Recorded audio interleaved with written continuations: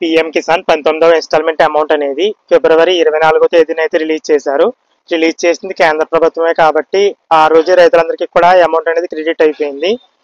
ఇక ఈ 19వ ఇన్స్టాల్మెంట్ మట్టుకు ఎలాంటి మెలిక లేకుండానే, అంటే ఫార్మర్ రిజిస్ట్రీ అయితే ఉండాలనేది చెప్పారు కదా, ఆ ఫార్మర్ రిజిస్ట్రీ తప్పనిసరి కాకుండానే ఈ పీఎం కిసాన్ అమౌంట్ అనేది రిలీజ్ చేశారు. అంటే ఫార్మర్ రిజిస్ట్రీ ఐడి ఉన్నా లేకపోయినా సరే ఈ 19వ ఇన్స్టాల్మెంట్ పీఎం కిసాన్ అమౌంట్ అనేది రైతుల ఖాతాల్లో ఎలిజిబుల్ అయితే కనుక రిలీజ్ చేస్తారు. ఎందుకంటే ఫార్మర్ రిజిస్ట్రీకి గడువేమో ఫిబ్రవరి 25వ తేదీ వరకు ఉందనేది చెప్పారు. కానీ పీఎం కిసాన్ అమౌంట్ అనేది ఫిబ్రవరి 24వ తేదీనే రిలీజ్ చేశారు.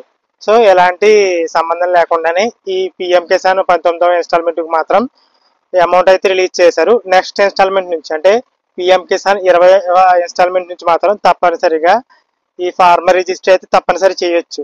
సో ఫార్మర్ రిజిస్ట్రీ అయితే త్వరగా అయితే అప్లై చేసుకోండి. ప్రస్తుతానికి అయితే ఫార్మర్ రిజిస్ట్రీ అనేది పీఎం కిసాన్ లబ్ధి పొందే రైతులు ఎవరైతే ఉన్నారో వారికి ఫిబ్రవరి 25వ తేదీలోపు అయితే నమోదు చేసుకోవాలని అయితే చెప్పారు. మేబీ ఈ గడువు తేదీ అనేది ఎక్స్టెండ్ చేసే అవకాశం అయితే ఉంది. ఇది కేవలం పీఎం కిసాన్ రైతులకు మాత్రమే గడువు తేదీ. మిగిలిన రైతులు అయితే ఫార్మర్ రిజిస్ట్రీకి అప్లై చేసుకోవడానికి మళ్ళీ టైం అయితే ఇస్తారు. ఎందుకంటే ఈ రోజు భూమి లేనివాడు మళ్ళీ రేపు భూమి అయితే కొంటాడు కదా.